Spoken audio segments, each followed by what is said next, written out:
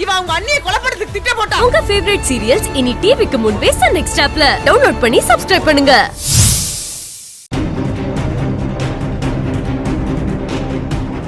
ஆனந்தி, என்னம்மா என்னையாமா இங்க கூட்டு வந்த?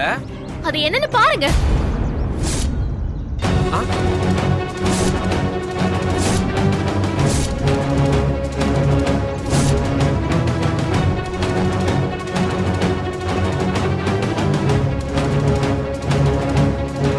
ஐயோ, லட்சக்கணக்குல செலவு பண்ணி காப்பாத்தி வச்சிருந்த ரகசியத்தை எவனோ ஒருத்தன் 10 பைசா சாக் பீஸ்ல முடிச்சு விட்டானே.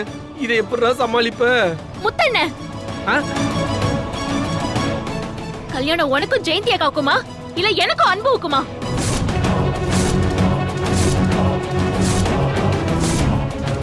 ஏன் எங்க பேரை எழுதிருக்கிய?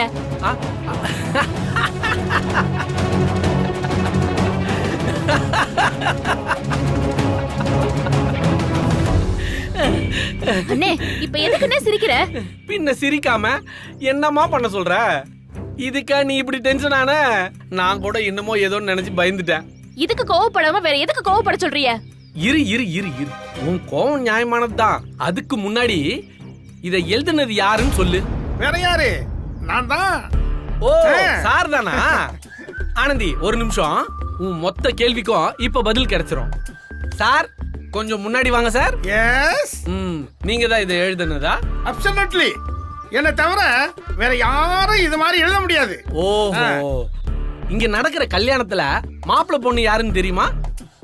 மாப்பிள்ளை அன்பு, பொண்ணு ஆனந்தி. யோ, மாப்பிள்ளை நாயா? அப்ப நீங்க அன்பா? ஐயோ, அன்போ. என் பேர் முத்துயா, பொண்ணு பேர் ஜெயந்தி. முத்து ஜெயந்தியா? உங்ககிட்ட யார் இந்த பேர்லாம் எழுத சொன்னது? அது எங்க சார் தான். 2 கல்யாண சோடி பேரா கொடுத்து ஒருத்தவங்க பேர் தான் எழுதணும், இன்னொருத்தவங்க பேர் எழுதக்கூடாதுன்னு சொன்னாரு. அது யாரு பேரை எழுதுறதுன்னு மறந்துட்டேனா, அதான் ஒரு சீட்ல எழுதி குலுக்கி போட்டு இந்த தகச்சை தான் எடுக்க சொன்னேன்.